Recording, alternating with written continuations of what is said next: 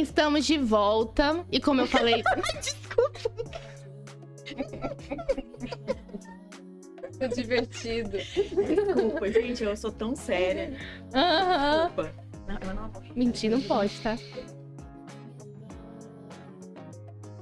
Como vocês viram aí... Boa noite. É um prazer estar aqui no Pode Crer. Pode. Boa noite, é um prazer estar aqui no Pode Crer. Calma, respira, bebe água. Só fala estar aqui, acho que não sei falar. É mesmo, não vou falar Fala. mesmo. Vai. Vai. 1, 2, 3. Mas já? Pera aí, gente, agora eu vou botar um negocinho um pouco pra seca. Ah, ele está estudando ali, parece até que vai fazer uma prova. A Larissa vai passar pela prova oral da magistratura. Você tá gravando ali? Sabe aquela nossa conversa que ele falou? Deixa eu ver aqui. Ó, como que vai funcionar hoje? Nem eu sei direito. Mas Por isso que então, vocês estão tudo aqui. bem. Tamo junto. Isso mesmo. Fala, galerinha! Está começando mais um Pode Crer Podcast e hoje nós estamos dando início a uma série incrível nesse mês. Vamos falar um pouco sobre a Páscoa, mas antes de tudo eu já quero pedir para você deixar o seu like, comentar, compartilhar com todos os seus amigos, familiares, vizinhos. Compartilha com geral. Wailon, roda a vinheta.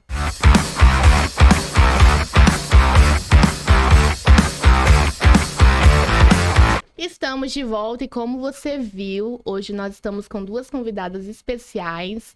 Mas antes de tudo, se você ainda não me conhece, eu me chamo Tamires. E hoje, como você está vendo aí, tem uma pessoa ao meu lado que não é a Giovana. Ela está aqui no lugar da Giovana para contribuir também com o podcast. E ela é tão incrível quanto. Giovana que se cuide, viu, Carol? Seja Isso muito mesmo, bem-vinda. Fique à vontade, o podcast é seu. Boa noite. É uma alegria estar aqui com vocês. Giovana, se cuida, senão eu vou pegar seu lugar. E hoje nós vamos dar início a uma série para falarmos sobre a Páscoa. Vamos começar essa série com duas convidadas maravilhosas e nós teremos o prazer, né, Tamires, de participar dessa entrevista, de entrevistá-las. E estamos aqui hoje, né, com a Larissa Moraes e com a Leia Botelho. Olá, meninas, boa noite. Olá, é um prazer tê-las aqui. Olá, sejam bem-vindas. Obrigada. Tenho certeza que nós vamos ter um bate-papo bem legal, porque na verdade sim. são duas feras, né? Duas bênçãos aqui. E para a gente começar a falar sobre a Páscoa, eu gostaria de saber da Leia como surgiu a Páscoa. Qual foi a primeira Páscoa que a gente encontra na palavra, na Bíblia? A primeira Páscoa surgiu lá no Antigo Testamento, onde ela é mencionada pela primeira vez, lá em Êxodo 12. O povo hebreu estava escravo no Egito e o Senhor mandou Moisés, certo? Para libertá-los e as 10 pragas, enfim. Na última praga, que é a praga da morte dos primogênitos, o Senhor orientou o povo assim. Eles iam fazer aí pela primeira vez a Páscoa. O que era a Páscoa? Eles iam sacrificar um cordeiro ou um cabrito, né? Mas sempre fala-se mais do cordeiro, mas seria um cordeiro ou um cabrito de 1 ano sem defeito. E eles iriam depois comer aí, na família aquele cordeiro, né? Com pão sem fermento e com ervas amargas. E o que eles fariam com o sangue? Eles iam pegar o sangue e passar nos umbrais das portas. Por quê? Porque essa praga seria o seguinte: o anjo da morte viria à noite e ele sairia matando todos os primogênitos que ele encontrasse, de seres humanos e animais também. Todo primogênito macho, todo ser humano, homem, primogênito, iria morrer. Todo primogênito de cada família. Então, a família que sacrificou o cordeiro, que se alimentou do cordeiro e que passou o seu sangue nos umbrais das portas, o seu primogênito daquela família não morreria. Quando o anjo da morte passasse, por isso que Páscoa no hebraico chama-se Pessá, que significa passar além ou passar por cima. Então, o anjo não entraria naquela casa, o anjo da morte, para matar o primogênito daquela casa. Quando ele visse o sangue nos umbrais, ele passaria por cima. Por isso, Pessá, que é Páscoa, que a gente conhece como Páscoa. Mas por que, né? Essa mancha ali, porque o anjo, ele não saberia onde é que está a casa do hebreu, do egípcio, por isso uma mancha vermelha. Não é. Por quê? Porque se fosse só para identificar, é claro que o anjo sabe a cada casa onde ele poderia ir, que era um hebreu, era um egípcio, mas não é pela cor, porque poderiam passar tinta, não é? Mas por que o sangue? Porque ali já começou simbolizando o sacrifício do cordeiro. Então, para que aquele primogênito não morresse, foi sacrificado um cordeiro. E Jesus é o quê? É o nosso último cordeiro. Então, o sangue de Cristo, eu tenho a marca de Cristo em mim. Por isso, o anjo da morte não me vai... Eu não serei atingida com a morte eterna, que é a morte espiritual, né? Então, por quê? Porque o sangue do Cordeiro é a minha marca. Eu tenho a marca de Cristo. E esse Cordeiro é quem? É o último, é Cristo Jesus, que morreu. E aí, depois de fazer todo aquele ritual que Deus orientou direitinho como fazer com o Cordeiro, para não serem mortos, e aí o anjo passou e todo primogênito, todo animal também, o primeiro animal morreu, menos onde tinha o sangue na porta. E o Senhor disse assim, para fazer... aquela celebração que chamaria-se Páscoa para o resto da vida. Sempre lembrando, por que fazer essa celebração novamente? Para lembrar de que Deus os livrou da morte, do Egito, né? Porque ali, depois daquela última praga, realmente o povo foi livre, né? Da escravidão do Egito. Mas não foi livre, um detalhe importante é que não foi livre de ser escravo. O Senhor jamais falou assim, vou libertar vocês da escravidão. Ele não falou. Vou levar vocês para que vocês possam me adorar. Então, para isso que nós somos livres, para adorar ao Senhor. Então, quando o povo foi liberto do Egito, foi para adorar ao Senhor. Por isso, aquela briga toda com o faraó. Não posso, vai, mas não leve os animais. Como é que eu vou adorar sem os animais? Ou então, vá, mas não vá tão longe. Vá aqui, não, tem que adorar lá onde o Senhor mandou. Vá, mas deixa a criança, não sei o que. Não, todo mundo vai adorar. Então, assim, esse é o princípio, esse é o propósito. Foram livres para adorar, para voltar a ter comunhão com Deus e adorá-lo. Então, essa foi a primeira Páscoa. Incrível, né? E antes de nós prosseguirmos, queria passar para Larissa, para ela resumir, falar em 1 minuto, igual naquele vídeo que você postou na Páscoa de 2021. Páscoa em 1 minuto. Recita pra gente isso aí, Larissa. Só complementando esse vídeo, até hoje ele fala comigo, porque, tudo bem, modéstia à parte, foi eu que fiz, mas não é por causa disso, é porque eu sou tocada com as palavras que são ditas ali, os desenhos, porque é uma animação que resume em 1 minuto uma história do amor de Deus pela humanidade. Então, é muito, muito legal aquilo. E fala mais ou menos assim, Páscoa. Palavrinha de origem hebraica que significa passagem. No Velho Testamento, quando o povo estava debaixo da escravidão do Egito, Deus mandou que eles pegassem um cordeiro, matassem esse cordeiro e passassem o sangue desse cordeiro nos umbrais das portas. A 10ª praga, que era a morte dos primogênitos, não atingiria as famílias que tivessem a marca do sangue. E esse foi o gatilho que desencadeou a passagem de uma vida de escravidão para a liberdade. Mas isso tudo era apenas uma sombra daquilo que viria a acontecer. Já no Novo Testamento, Deus, ele... Tudo bem, eu esqueci o resto do roteiro do vídeo, mas... Tá tudo bem. Eu vou dar continuidade com base no ao vivo mesmo, a partir daqui. Mas o vídeo tá lá na página do Detox. Quem quiser acessar lá, as meninas vão lançar o link aqui. Mas essa celebração da primeira Páscoa, embora ela tenha sido instituída oficialmente no Êxodo capítulo 12, com a 10ª praga e a morte ali, o sacrifício de um cordeiro e a passagem do cordeiro nos umbrais das portas, do sangue do cordeiro, é importante mencionar que tudo isso, a Bíblia inteira aponta para Jesus, né? A gente pode dizer que antes mesmo desse episódio, Deus ele já revelou para a humanidade, desde a criação, que a humanidade sempre precisou de um Salvador. Por quê? Lá em Gênesis, bem no início mesmo, quando Adão e Eva pecam, eles percebem que estão nus. Então, eles correm e pegam folhas de figueira ali para fazer uma vestimenta e tentar cobrir a própria nudez. Mas quanto tempo ia durar aquela cobertura? Será que ia durar muito tempo? Ali é o próprio homem tentando, por conta própria, cobrir a vergonha do pecado. E a Bíblia diz que Deus fez roupas de pele para cobrir os dois.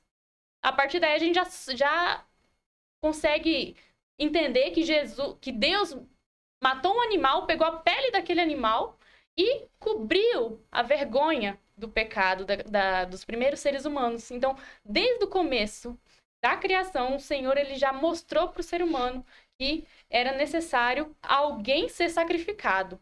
Para quê? Para que a nossa vergonha fosse coberta. Não parou por aí.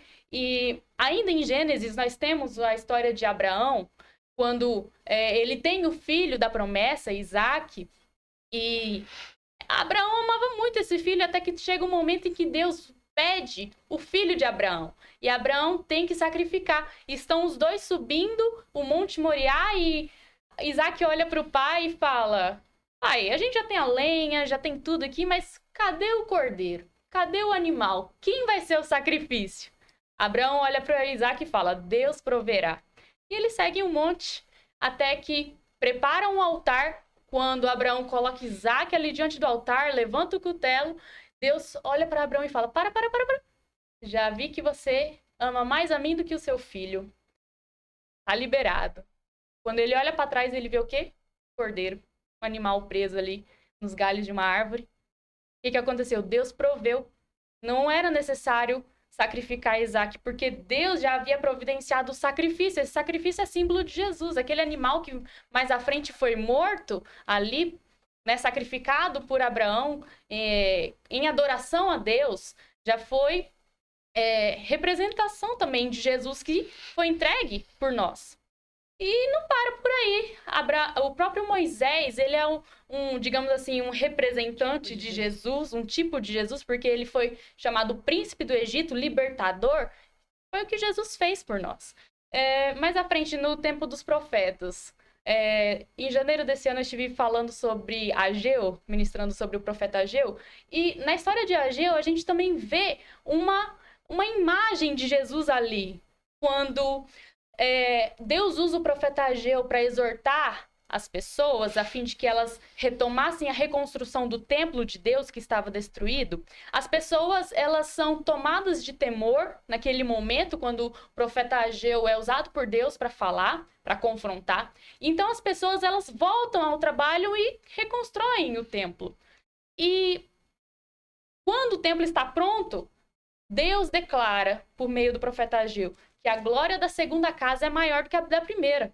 Só que, ainda assim, naquele tempo, havia muitos anciãos que haviam contemplado o templo anterior construído por Salomão, que era um templo grande, glorioso, todo ornamentado, né, que foi destruído pelos babilônicos. Era um templo muito maior do que esse que foi construído agora no tempo de Ageu. E por causa disso, os anciãos, eles choravam, porque esse templo, mesmo sendo o templo de Deus, era um templo muito simples, era um templo muito mais modesto, mais sem ornamentação do que o primeiro. Então eles se lamentavam, choravam, poxa, mas só isso. Aí Deus vem e declara: a glória da segunda casa, a glória do segundo templo é maior do que o do primeiro. Não importa o quão ornamentado fosse o primeiro, a glória da segunda casa, ainda que seja mais modesta, é maior. E como que isso aponta para Cristo?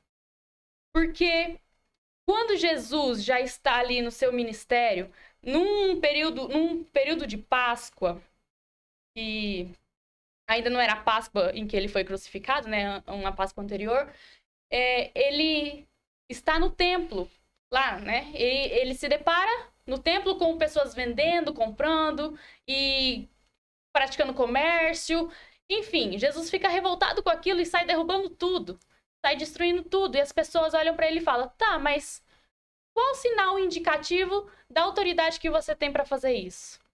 Jesus olha para eles e fala: destruam este templo e eu reconstruirei em 3 dias. Aí as pessoas não entendem.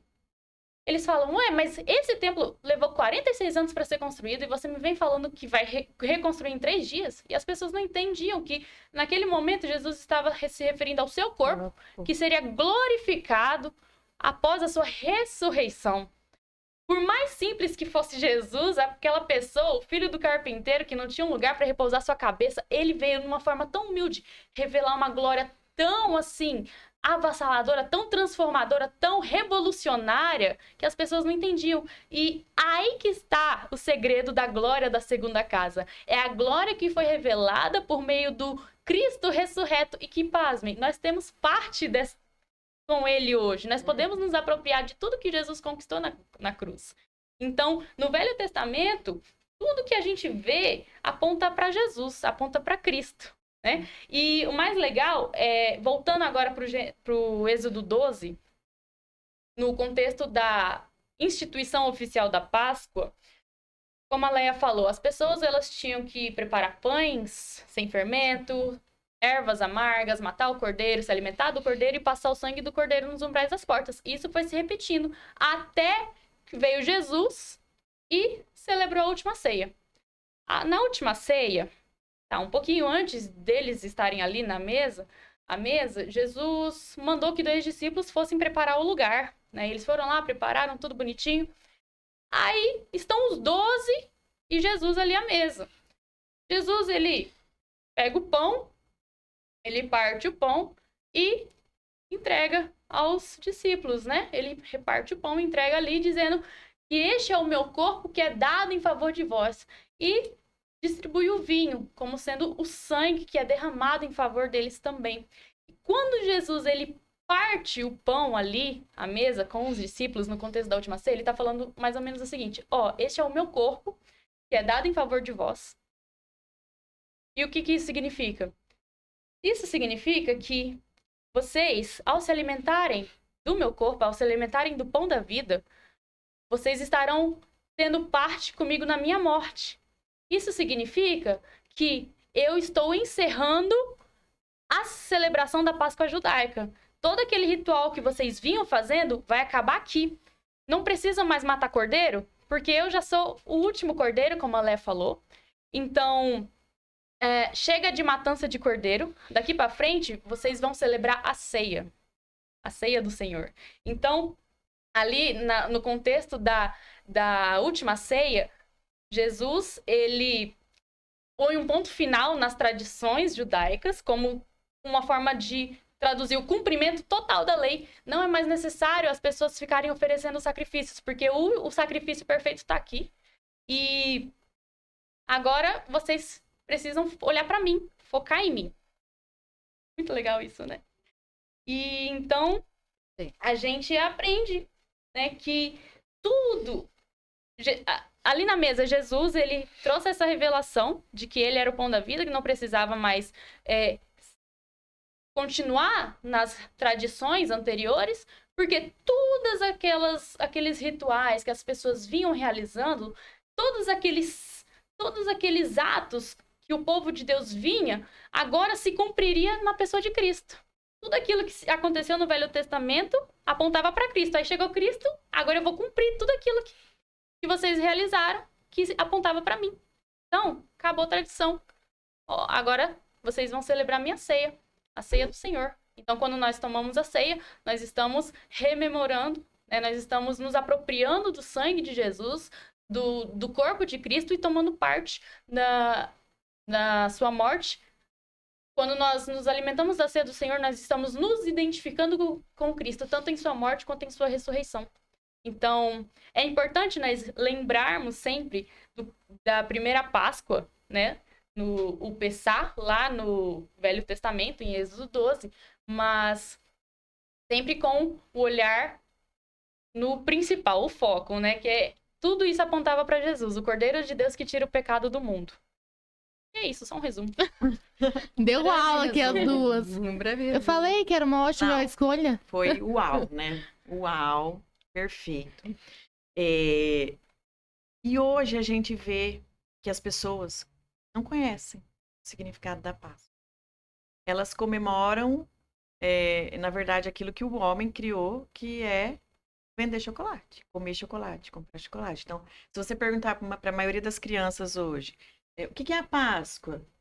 Logo elas vão responder, Coelhinho da Páscoa que traz... Vamos falar isso? Coelhinho da Páscoa, ovo de chocolate. E elas não conhecem o verdadeiro significado. Às vezes até mesmo nós que estamos dentro da igreja não conhecemos o verdadeiro significado da Páscoa. Tudo isso que Leia e Larissa falaram há pouco. E a gente vive esperando e às vezes passando isso para os filhos, que Páscoa é chocolate. E não tem nada a ver com chocolate. Chocolate foi o homem que inventou, né, essa venda de unir Páscoa, coelhinho da Páscoa, a venda de ovos de chocolate.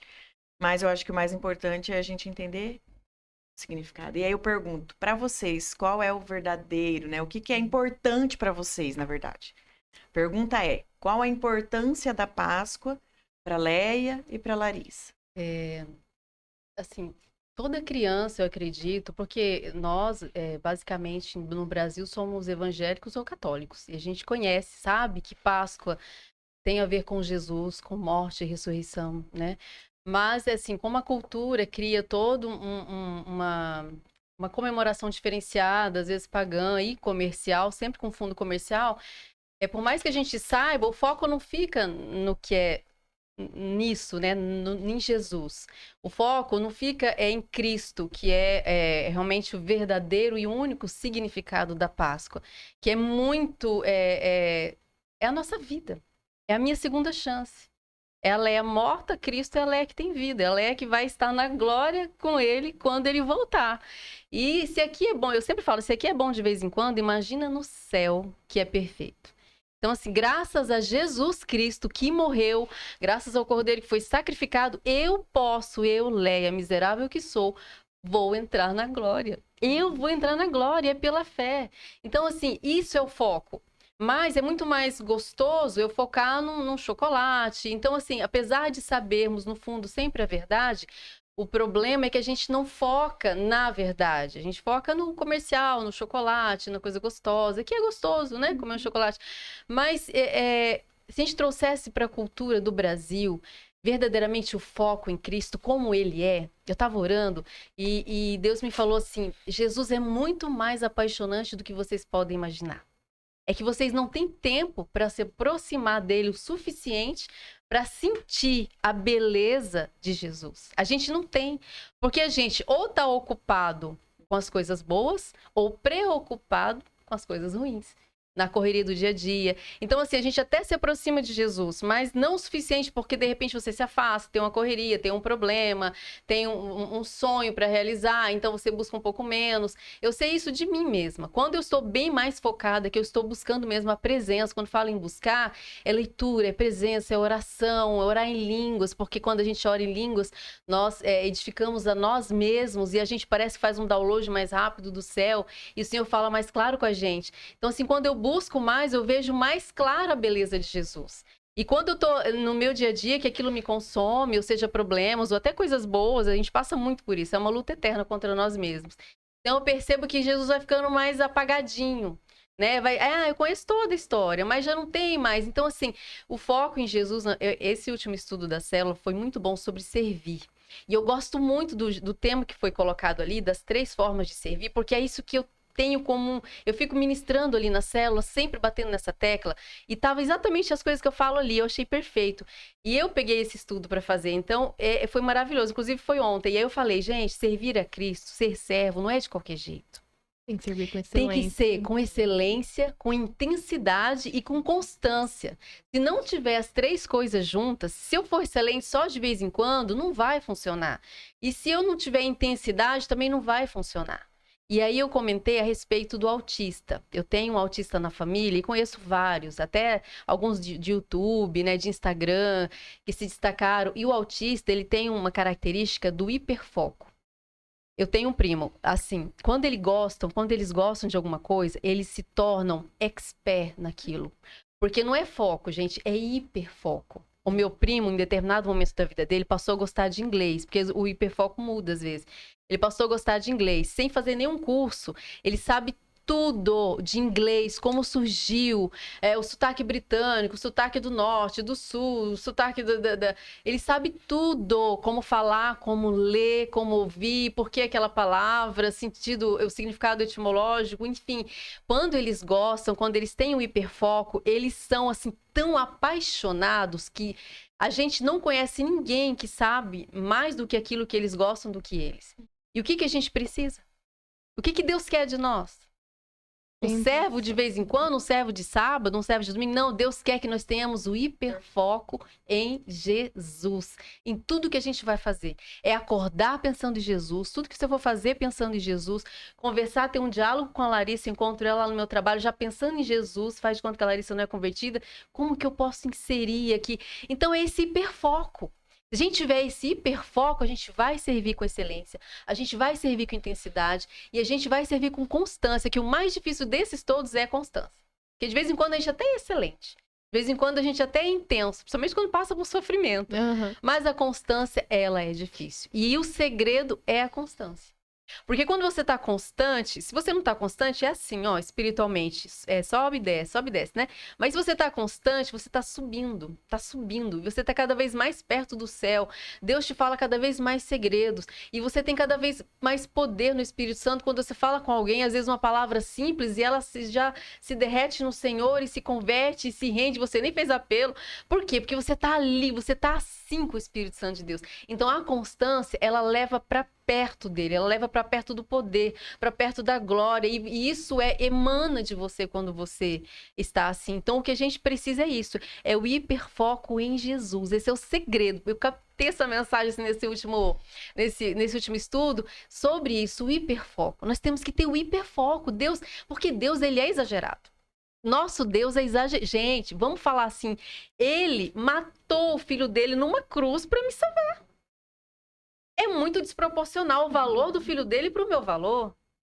Mas ele é exagerado. Deus nos ama exageradamente e ele não quer nada menos em troca. Ele não quer um amorzinho de vez em quando. Ele não quer um flerte, uma paixão. Ele quer esse exagero. Ele quer que eu, Léia, seja exagerada nele. Na busca, no amor, na admiração, no desejo de estar perto, no desejo de falar dele, de fazê-lo conhecido. É isso que ele quer. Ele quer o nosso hiperfoco. Na Páscoa, no Natal, no Ano Novo, no dia a dia, no meu trabalho, no meu estudo, na minha casa. Eu tenho uma filha de 13 anos e quem aqui tem filhos adolescentes sabe que é muito difícil você inspirar Jesus na vida de um adolescente, porque o mundo é muito atraente para ele e o adolescente ele aprende tudo muito rápido e logo, logo ele já sabe muito mais do que você. Então eu já não sei muita coisa mais. Minha filha sabe muito mais do que eu. Eu já fiquei ultrapassada. Então imagina inspirar Jesus para uma adolescente de 13 anos muito inteligente, porque a minha filha, além de ser essa geração que sabe tudo, ela é muito inteligente. Então, é assim, ela discute comigo e com o pai dela, que também é muito inteligente, né, um cabeção, ela discute de igual. Então, você imagina como que eu vou fazer isso? Como que eu vou inspirar Jesus na vida dela? Porque lá na escola ela está aprendendo sobre o mundo. É muito atraente. Né? E na televisão e na internet. Então eu percebi e falei assim, Jesus, eu já entendi. Para eu fazer isso, eu tenho que ter o hiperfoco no Senhor. A Laísa vai ver em mim sem eu falar nada. Ela vai ver só na minha paixão. E ela vai falar assim, tem alguma coisa aí que eu quero. E é isso que eu tenho buscado cada vez mais, porque o Senhor sempre coloca desafios na minha vida para eu buscá-lo mais. Parece que não é o suficiente. Então, assim, quando eu tô na mornidão, que eu tô vivendo o dia a dia, só, assim, usufruindo daquelas coisas boas que Deus nos dá, e Ele é muito generoso, Ele é um pai muito carinhoso, e aí eu começo a esfriar, porque tá tudo muito bom. Mas quando vem um sofrimento, eu entendi, e eu passo isso para quem tá passando por sofrimento, e sempre tem, a gente tá sempre passando, né? Quando vem um sofrimento, isso eu entendi que é gostoso ter o sofrimento. É difícil isso, né? Mas é gostoso. Por quê? Porque quando eu passo por um sofrimento, aí primeira coisa que acontece comigo, eu me livro da minha autodependência. E aí eu começo a buscar meu papai de novo. Lá no colo, em cima, repetindo, clamando, chorando. E isso torna-se tão gostoso que quando eu passo, eu falo, foi bom esse sofrimento, eu precisava. E cada angústia que a gente passa é necessário. O Senhor não faz por maldade. Lá em Jó, está escrito que é o Senhor mesmo que fere. A gente tem medo de falar que o Senhor fere. Não, mas em Jó está escrito, Ele que fere. É Ele que fere, é Ele que cura. Mas quando ele nos cura daquela ferida, muito mais coisas são curadas. Esse é o segredo. Entendeu? Jó foi curado de muito mais do que aquelas chagas, do que aquela dor de perder tudo que ele perdeu. Porque quando o Senhor cura, ele cura numa dimensão muito maior do que aquela ferida. Ele nos cura por dentro, ele nos cura de nós mesmos. E isso para mim é Páscoa, é Jesus, é foco em Jesus, não só na Páscoa, mas em todos os dias das nossas vidas. É a gente lutar contra as distrações, que são muitas, cada vez mais. E tem muitas que eu acabo caindo, aí eu acordo e falo, opa, e volto, e volto, e volto. E todo dia eu tenho que voltar, eu tenho que me livrar das minhas distrações, eu tenho que me livrar da vontade da minha carnezinha, que ela é meio gritante, assim, ela é meio exagerada, e voltar. E voltar. O segredo é esse, a constância é voltar todos os dias para o lugar que Deus nos chamou, que é o centro da vontade dele. O segredo é constância. É voltar. Caiu, volta. Distanciou, volta. Esfriou, volta. Volta. Volta com a vergonha, volta confessando, volta amando e volta. Não Esse é o perdeu o segredo. primeiro amor, né? Exatamente. É isso. Larissa. Qual que é a pergunta mesmo? Porque eu tô aqui focadão na dela. Eu posso dizer, tudo que ela falou tá certo. Faço Fez dela, uma carinha. faço delas minhas palavras. E que palavras, hein? Que palavras. Toda vez que a Leia fala, não tem como se emocionar, porque é nítido, a gente vê Jesus em você, isso transparece, né? Porque você é uma pessoa que tá ali buscando sempre. E isso é nítido. Quando me falaram que você ter tempo a sós com Deus acaba mostrando isso às outras pessoas, eu fiquei, tá faltando isso em mim também. E o mais legal que eu achei que ela falou assim, né? A pergunta foi: o que que a Páscoa significa para você? E ela falou: Páscoa é hiperfoco, Senhor, é esse voltar, esse não só agora nessa época em que se comemora a Páscoa, mas é no dia a dia, é sempre, é todo dia, toda hora. Então a pergunta, Larissa, é o verdadeiro não, perdão, é o que significa a Páscoa para você?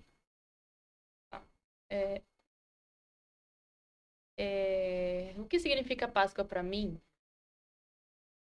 Significa tomar a minha cruz e seguir Jesus. Assim, já puxando pro real significado da Páscoa mesmo. Ah, mas você não gosta de chocolate, não gosta de ganhar ovo de Páscoa? Gosto.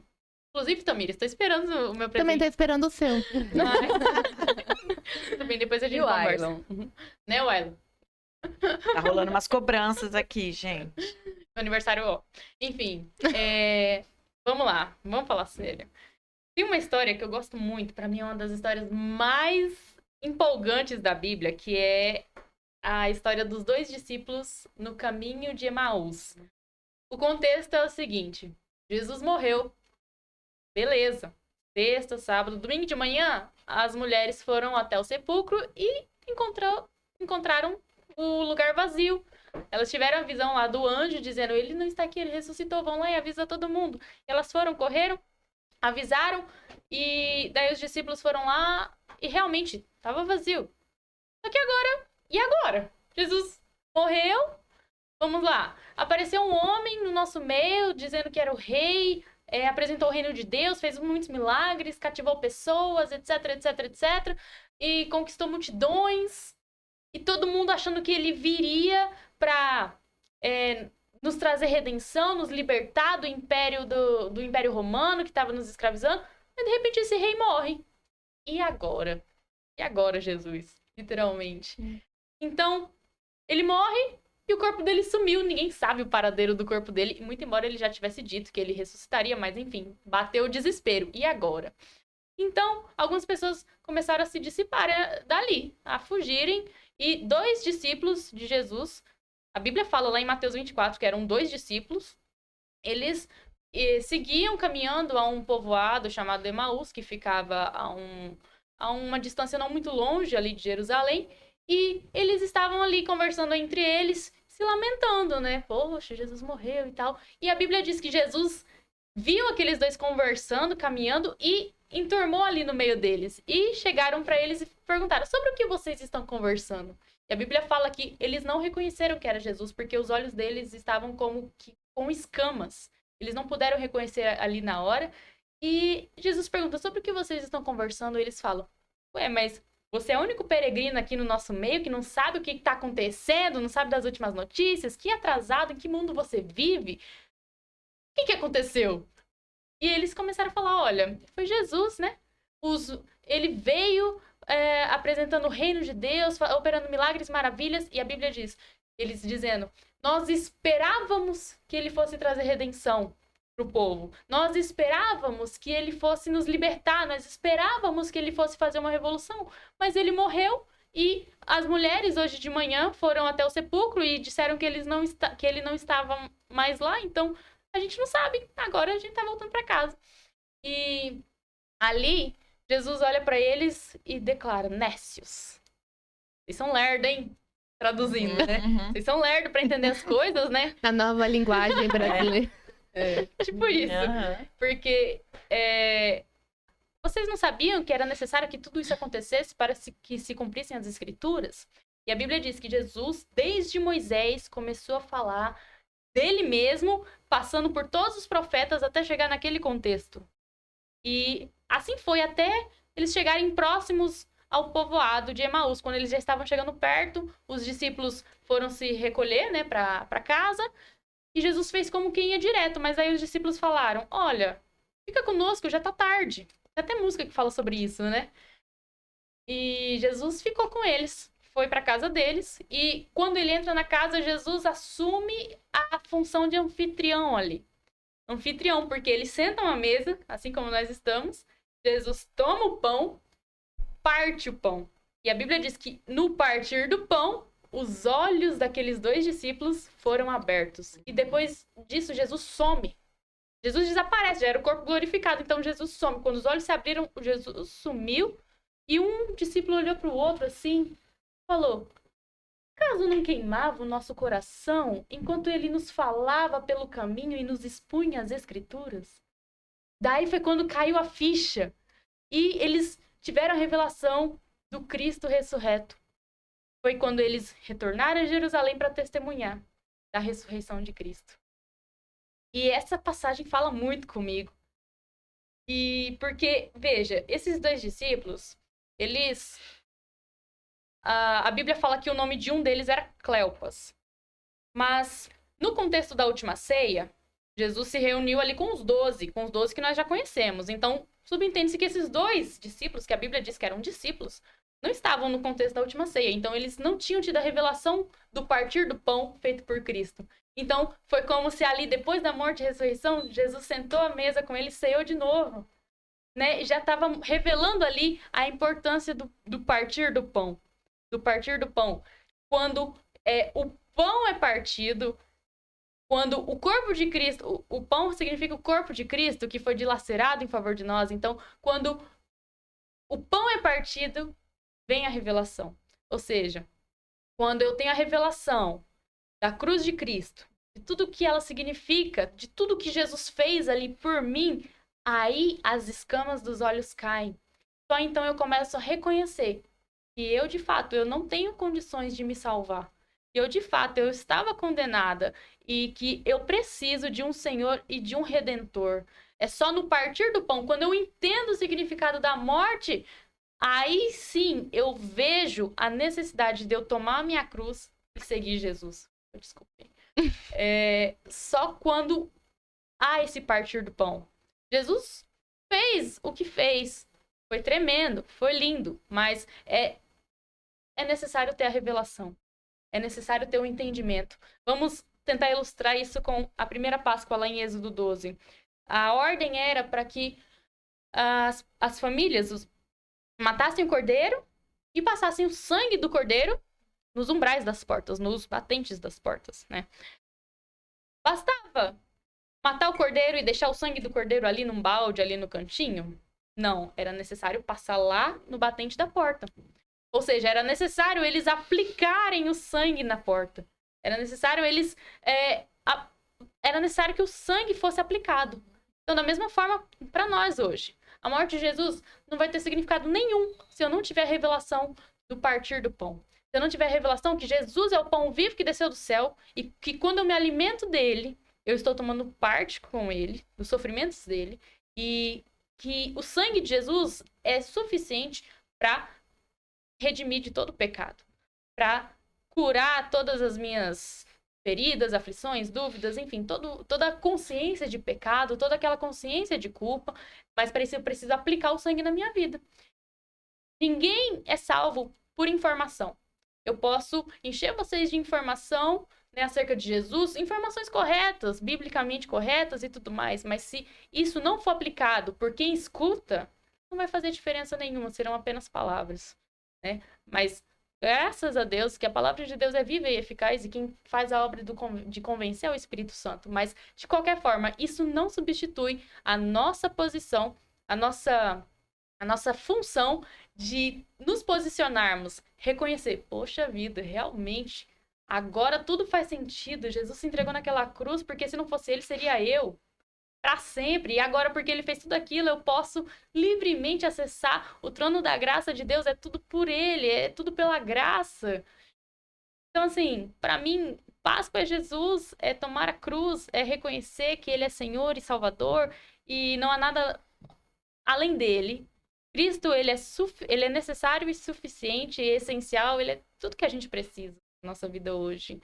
Sem ele, a gente não estaria aqui. Então, é isso. Eu acho muito legal porque vocês duas citaram muito sobre a ressurreição. Então a gente consegue perceber, entender que Jesus não morreu, ele tá vivo, né? E nós, quando nós encontramos Jesus, quando nós temos o nosso primeiro amor, a gente consegue fazer parte da glória dele. E eu queria que vocês explicassem pra gente, né, a questão de como a gente não perder o primeiro amor em Cristo e não perder a nossa essência, de entender isso. Porque é muito fácil, né? Como a Leia falou, nós temos situações no nosso dia a dia que podem acabar fazendo que a gente se desvie, né? O caminho, ele é reto, mas o inimigo, ele vai estar atacando setas para que a gente se desvie. Como que a gente não se desvie? Porque vocês duas, Larissa cresceu na igreja, né, tá aí, a Leia também é uma pessoa que persevera, então dá essa dica aí pro pessoal de casa, que às vezes tá passando por alguma situação, né, de, meu Deus, tô perdendo meu primeiro amor, tô esfriando, como que a gente faz? A primeira coisa sobre o primeiro amor é que muitas pessoas pensam que o primeiro amor são os primeiros dias ali de convertido, em que nossa, tá queimando aqui, Jesus é lindo e eu amo Jesus, faz coraçãozinho pra ele e tá tudo certo. Mas o primeiro amor não é o meu amor por ele, mas é o amor dele por mim. Ele me amou primeiro. E a Bíblia diz que Deus demonstrou o seu amor por nós quando nós ainda éramos pecadores. Como que ele demonstrou esse amor? Enviando Jesus para morrer por nós, né? E fazer tudo o que fez. Quando nós ainda éramos pecadores, ou seja, quando nós não tínhamos sequer noção da existência do amor de Deus por nós, Deus já havia nos amado. E esse amor de Deus incondicional, esse é o primeiro amor. Ninguém pode amar como Deus ama. Ninguém pode, porque é um amor que transcende o nosso entendimento. Então, primeira coisa que precisa deixar bem claro, que o primeiro amor não é o meu amor por ele, mas ele me amou primeiro. Nós temos sempre que nutrir o senso de que nós somos amados pelo Pai. Porque se a gente não nutrir esse senso, não nutrirmos essa convicção, não nos apegarmos às verdades bíblicas, e há muitas declarações de amor de Deus por nós aqui na palavra, nós vamos cair em condenação. Nós vamos sair debaixo da graça de Deus. Porque o amor de Deus por nós é pura graça. Ele não tinha obrigação nenhuma de nos amar. Pelo contrário, ele poderia exercer juízo sobre nós, assim, um estalar de dedos. Mas ele veio com graça, nos amou primeiro. E agora, o inimigo, mesmo nós tendo a revelação do amor de Deus por nós, ele me amou primeiro, o inimigo, ele vai, o tempo todo, jogar condenações na nossa mente. Vai tentar fazer de tudo para nos afastar de Deus. E o que nós precisamos fazer é nos apegarmos mais ainda na palavra do Senhor. Ler, declarar que nenhuma condenação há para aqueles que estão em Cristo Jesus. Já não sou eu que vivo, mas Cristo vive em mim. Eu tenho a mente de Cristo, né? Eu sou salvo pela graça mediante a fé, não por obras para que ninguém se glorie, certo? Porque há um só Deus e um só mediador entre Deus e os homens, o homem Jesus Cristo, o qual deu sua vida em resgate por muitos, certo? Então, são verdades bíblicas que eu preciso estar declarando constantemente. Ah, mas eu não sei onde é que tá. É por isso que a gente tem que ler, a gente tem que reler, a gente tem que decorar. É muito legal memorizar versículos, né? Por quê? Porque nem todo tempo a gente vai estar com uma Bíblia na mão. Eu não vou carregar... Isso daqui é uma Bíblia. Eu não vou carregar essa Bíblia em todo canto, né? Então, a gente precisa carregar a palavra também no nosso coração, principalmente. Ela precisa estar gravada na nossa mente, no nosso coração. Porque, por exemplo, alguns meses, eu fui embora daqui de Ariquemes, certo? E eu fui pela primeira vez morar sozinha, numa cidade que eu nunca tinha conhecido antes. Então, foi uma experiência assim, meu Deus, eu não posso desapegar do Senhor. E quanto mais, digamos assim, longe do berço, longe de casa, eu percebi que mais eu precisava me apegar ao Senhor. Então, mesmo se eu quisesse desviar hoje, estando longe da igreja onde eu cresci, longe dos meus pais, longe dos meus amigos cristãos, mesmo se eu quisesse desviar, eu não conseguiria. Por quê? Porque ele me amou primeiro, ele me cativou, ele me laçou com laços de amor. Então, não consigo correr de Jesus, porque ele é maravilhoso demais. A gente não... Só depois que a gente tem um verdadeiro encontro com ele, eu já tive vários, a gente consegue declarar isso com autenticidade. Então, a dica é se apegar à palavra do Senhor. Vai lá, Leia. É isso aí. Olha, vamos trazer assim bem no prático, né? Como manter nesse amor, como manter. Nós vivemos hoje numa época muito difícil, porque assim, nós estamos na era da distração. Nunca esteve na palma das nossas mãos tanta distração. A distração de todas as formas através da internet. Então, nós temos que primeiro identificar que o celular, a internet é uma arma poderosa nas mãos do Senhor, mas também é uma arma poderosa nas mãos do inimigo. E essas distrações estão, assim, eu acho que o que nos afasta do Senhor sempre são as distrações. O que nos distrai? Tudo. Tudo nos afasta do Senhor. Mas o que a gente tem que fazer, Leia, para lidar com isso? Primeiro, vamos manter uma cultura do secreto, né? Vamos manter uma cultura do secreto? Cultura mesmo, obrigação, marca no horário, põe o relógio para despertar. Qual que é o horário que você pode, né, Tamires? Qual horário você pode, Carol? Qual que é o horário que eu posso? Então, assim, eu vou lá, coloco para despertar, isso é o meu horário. Vou lá pro meu quarto, tranco a porta e vou orar, eu vou louvar, eu vou ler, eu vou adorá-lo, vou só chorar. Tem época que eu entro, só choro. Mas se for para chorar, que seja no altar, né? Então, e é isso, fazer essa cultura do secreto. É ali no secreto, é nessa busca que Deus vai nos tirando desse tirando assim do nosso coração, da nossa mente, ao mundo, porque a gente está no mundo, mas não podemos pertencer, porque a gente não pertence, nós somos estrangeiros, peregrinos. Então ele vai tirando o mundo e vai colocando as coisas dele, e que isso vai nos fortalecendo. E é tão impressionante como a gente se transforma no secreto, na presença. Por quê? Assim, quando eu estou buscando com mais intensidade, tudo fica mais bonito. As pessoas ficam mais amáveis. Eu amo mais as pessoas quando eu me aproximo mais de Deus. E quando eu estou bem Leia, bem carnal, eu costumo não amar muitas pessoas. Eu gosto muito de ficar no solitário, no eu mesma, falar muito pouco, né? Não conviver. Essa é a Leia natural. A Leia natural, ela tem preguiça de falar. Eu falo muito assim porque é o Espírito Santo que vem, que eu vou lembrando as coisas que ele falou comigo e ele vai me motivando e ele vai... E essa chama que eu quero falar. Mas a Leia mesmo, ela é muito calada e preocupada com só o cantinho dela ali. Deixa a Leia no cantinho dela, na casa dela, com as coisinhas dela, ela fica muito bem, dias, meses, ela não sente falta. Então, assim, e quando eu vou buscar o Senhor, não, aí eu amo pessoas, eu quero falar para as pessoas. E até um copo de água fica mais gostoso, um prato de comida, eu celebro. E aí a gente pode pensar, é a coisa que mudou? Não, tá tudo igual, mas o seu olhar, parece que Deus coloca assim, você um óculos, que você vê as coisas mais na perspectiva dele.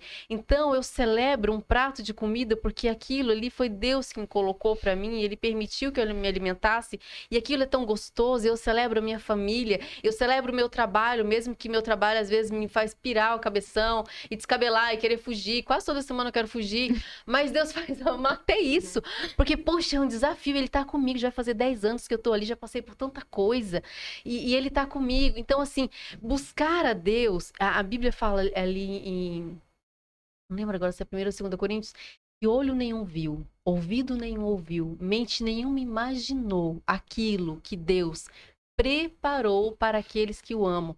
E isso reflete o céu? Sim, é o céu, mas também é aqui. Porque quando eu busco Deus, quando eu estou em oração, eu estava assistindo a ministração do Luciano Subirá, e ele falou uma coisa, eu falei, comigo também é assim. Porque ele falou assim, Deus fala mais comigo quando eu estou orando do que quando eu estou lendo a palavra. Aquelas revelações, sabe aquele segredo? Porque ele fala assim, revelarei para vocês segredos. E é na oração. Até aquilo que eu já li, mas ele revela aquilo que eu já li de uma forma mais profunda na oração. Não quando eu tô lendo. Aí vem a minha memória, o Espírito Santo traz a minha memória, ele revela algo que eu não vi, que meus olhos não viram, na oração, no secreto. Coisas que eu pergunto, que eu estou assim, quebrando a cabeça, o que eu faço, meu Deus, como que eu resolvo? Isso eu não sei que direção tomar, porque não é certo, errado, é esquerda e direita. Então, qualquer uma é direção, é direção. O que eu faço? E eu vou pro secreto. E aí ele me fala assim, cara, era tão simples. E ele me fala. Porque parece que os olhos estão vendados, né? Mas quando você busca o Senhor, ele vai tirando as escamas, como a Larissa falou. Vai tirando as escamas e aí eu entendo. Eu entendo a mim mesma, né? As minhas limitações, as minhas falhas. Consigo administrar melhor. Porque a primeira coisa o que acontece quando você se aproxima de Cristo é que você passa a se ver. A sua miserabilidade é a primeira coisa. E isso é bom. Porque daí eu sei que eu sou pobre espiritualmente, como está ali em Mateus 6, e eu sei que eu dependo totalmente dele. Isso é bom. Eu dependo totalmente dele. Então a gente tem que, na prática, fazer o quê? Cultura do secreto. É sua vida. Você não bebe água todo dia? Você não come todo dia? Secreto todo dia. Não pôde ali? Pelo menos um minutinho secreto todo dia. Bíblia todo dia. Tô sempre falando para as meninas da célula, pessoal da célula. Bíblia todo dia, gente, apaixona. É chato no começo? É chato mesmo. No começo, o secreto é muito entediante. Toda hora minha mente vai lá pra geladeira, ou vai pro negócio que eu tenho que fazer. Começa a ler em Gênesis, então. Uma coisa que eu tenho que fazer. Números é bem difícil. E aí começa alguma coisa que eu tenho que fazer e tal, mas aí depois ele vai te envolvendo, e eu experimentei isso muitas vezes. E com determinado momento é tão gostoso, é uma alegria que eu não sei explicar, é um contentamento, é uma plenitude, porque nós somos completos só nele. O pedaço que nos falta é Deus. A gente, quando o ser humano ele não teve esse encontro com Cristo, ele tem aquele vazio que foi gerado lá no Éden com o pecado, aí ele tenta preencher com o quê? Com comida, com pessoas, com namorado, com casamento, com profissão, com diploma, com drogas, com muitas coisas. E o ser humano, ele não se dá conta que ele vai, mas ele nunca é preenchido. Ele quer mais, ele conquistou isso aqui, mas amanhã ele quer mais, ele não está satisfeito. Aquilo dura muito pouco. E aí, quando você tem um encontro com Cristo, você percebe que a sua plenitude é Ele. Aí você tem aquele seu vazio preenchido nele. E essa plenitude eu experimento no secreto. É tão gostoso, é tão prazeroso, que às vezes eu quero ficar ali só adorando. E até chorar é gostoso na presença dele. É muito gostoso. Então, assim, só que é uma disciplina que no começo ela é chata. Aí você vai indo em níveis. E aí você vai querendo ler mais. Você lê a Bíblia, você lê mais. Quanto mais você lê, mais você quer ler. Quanto menos você lê, menos você quer ler. Porque para subir é bem dificultoso, não é? Um carro para subir é dificultoso, uma escada para subir é dificultosa. Mas se joga para ver se não cai facinho. Então, para a gente cair espiritualmente, é só parar de fazer alguma coisa. Não requer esforço para cair. É só parar de buscar. É só parar de se alimentar dos nossos alimentos espirituais, né? Que é jejum, oração e Bíblia. É só parar. Cai, facinho, cai. É automático. A gravidade puxa mesmo para baixo. Mas para buscar requer esforço. E o secreto é algo que a gente tem que gerar no nosso coração como um estilo de vida. É isso que nos mantém ali no amor de Deus, na intimidade, no arder, o coração continua ardendo e ele vai te direcionando. É fácil? Não, não é fácil. Mas depois que você descobre esse lugar, que você atinge uma certa altura de proximidade, você percebe que você não consegue mais viver longe dali. Aí se torna mais fácil, porque você descobriu o verdadeiro prazer da vida. É a presença dele. É a presença. É aquele Jesus apaixonante que eu falei. Que a gente não descobre o quanto ele é apaixonante porque não chega perto o suficiente. E perto o suficiente requer o quê? Constância. É a constância. O segredo é a constância. Todo dia. Vocês perceberam que quando a pergunta foi, né? Qual a dica?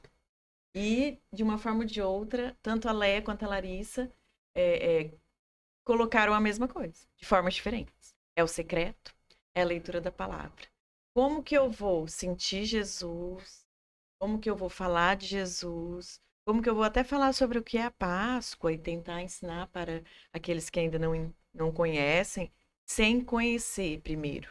Então, eu tenho que ter conhecimento. E esse conhecimento só vem com a leitura e só vem com o secreto. E é muito difícil mesmo, como a Leia disse.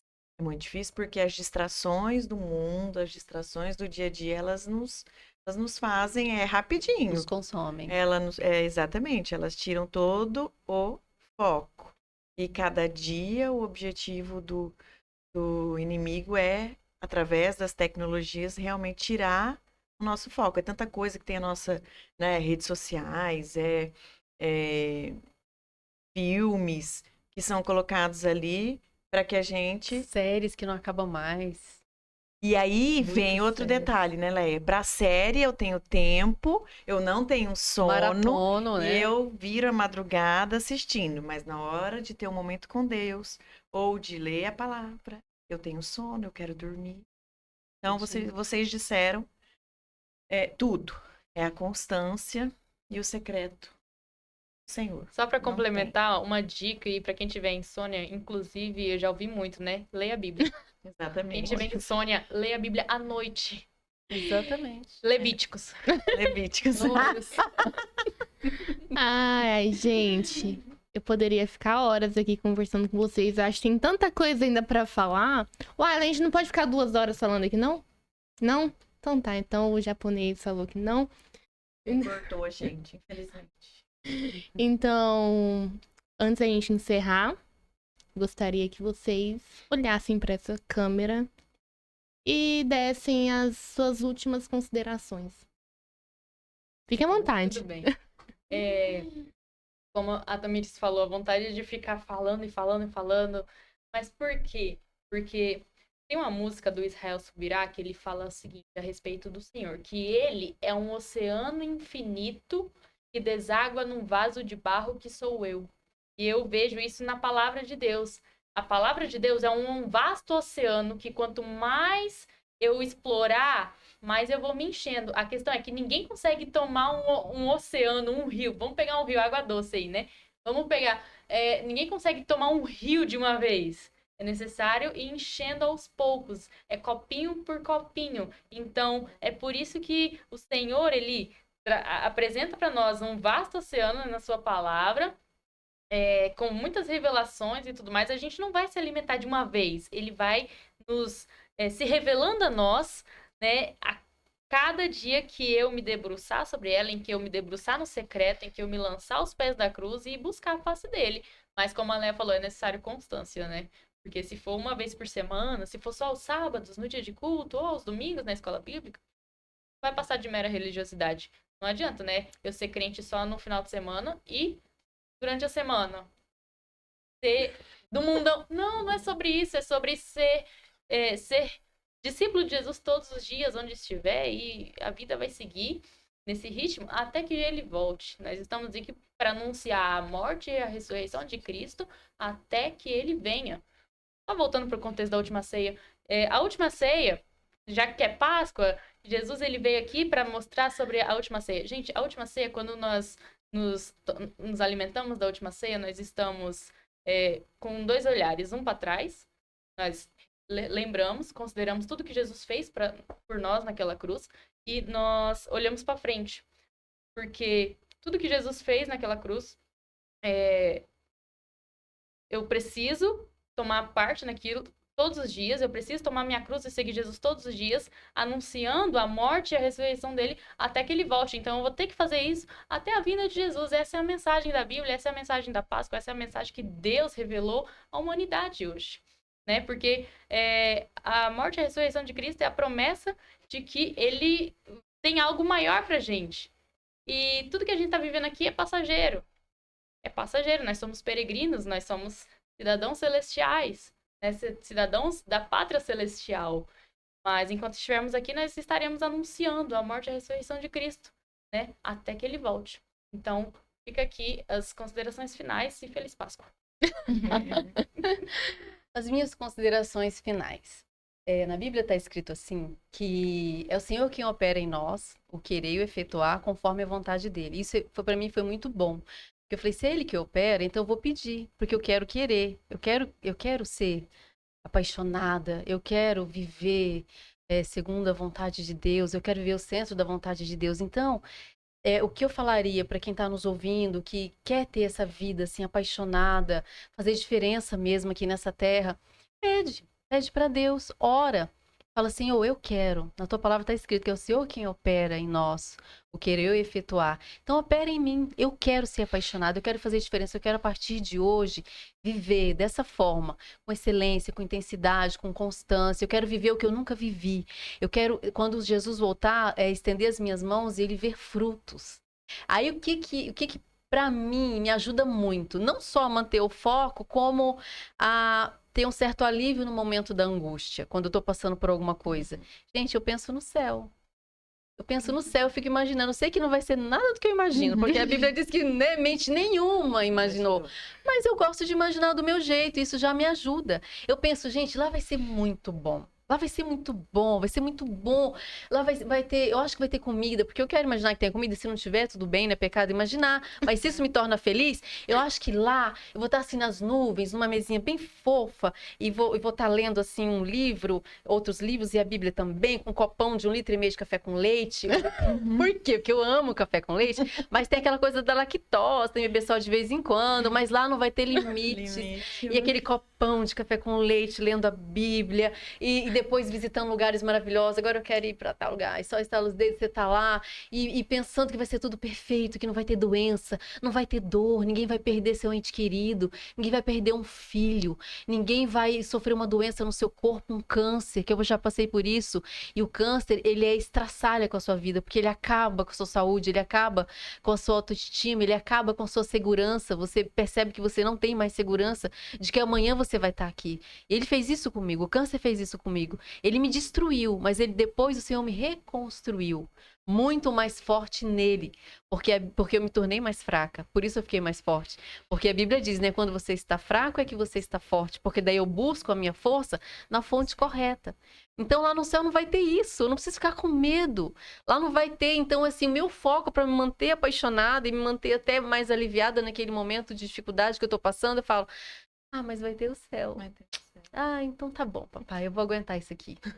Eu vou me manter firme. É focar no céu. Eu aprendi isso. Eu gosto de ficar pensando no céu. E isso me mantém focada em Jesus, no papai, no Espírito Santo. Focar no céu. Porque o céu é maravilhoso, o céu é perfeito. Muito melhor do que eu tô falando aqui. Eu fico imaginando essas coisinhas que eu conheço aqui, porque eu nunca vi. Sim, né? Mas isso me traz uma alegria de falar, um dia eu vou estar lá. Eu e toda a minha família, em nome de Jesus. Porque está escrito, creio no Senhor Jesus e será salvo tu e a tua casa. Amém. Por mais que às vezes eu veja um ente querido meu lá no mundo, é pela fé que eu durmo e descanso, que eu sei que ele vai voltar. Amém. Pela fé. Eu gostei da dica. Quando eu estiver passando por uma aflição, vou imaginar lá no céu, nas nuvens, com palmeiras, minha banana. Aquilo que você gosta. Imagina aquilo que te faz feliz. O cachinho de uva. Carol, suas considerações finais. Gente, foi maravilhoso. Que conversa gostosa. Agora a Leia falando assim, eu me arrepiei todinha nessa fala dela, né? Do que ela passou por uma doença que realmente destrói. E ela foi o Senhor quem a reergueu, quem trouxe a cura para ela. Então, você ter passado por isso, uma coisa é a gente falar, né? Nossa, como deve ser difícil passar por doença. Mas outra coisa é a pessoa que viveu, que passou. E a Larissa também, maravilhosa, uma menina, né? Uma jovem, e conhecimento, o jeito que ela fala, assim, ela demonstra tanto conhecimento, e tão novinha. Oh, Deus, permaneça assim. Então, assim, eu fiquei maravilhada, foi muito gostoso. A gente ficaria aqui realmente horas conversando. Bom mesmo.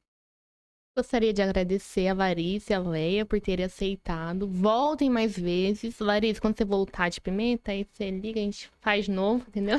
Terceira vez. Sim. Terceira vez. Vocês são sempre bem-vindas. Foi ótima a conversa. Carol, também gostaria de agradecer por ter aceitado participar. Ainda acho que eu... Não sei se eu quero que a Giovana volte. Tô Talvez. brincando. Dá um beijo, Giovana. Mas eu gostei muito. Volte Obrigada. sempre também. E pra você que tá aí assistindo, se você perdeu algum episódio, é só entrar aqui, ó, no canal do Eu Sou Detox. Tem vários gravados. Tem testemunho da Larissa, tem testemunho da Leia. Então, ó, imperdível. Tem testemunho da Carol também lá. Então, olha, falo de novo. Curte, comenta, compartilha. Vamos expandir, vamos levar a palavra de Deus e falar sobre a verdadeiro significado da Páscoa.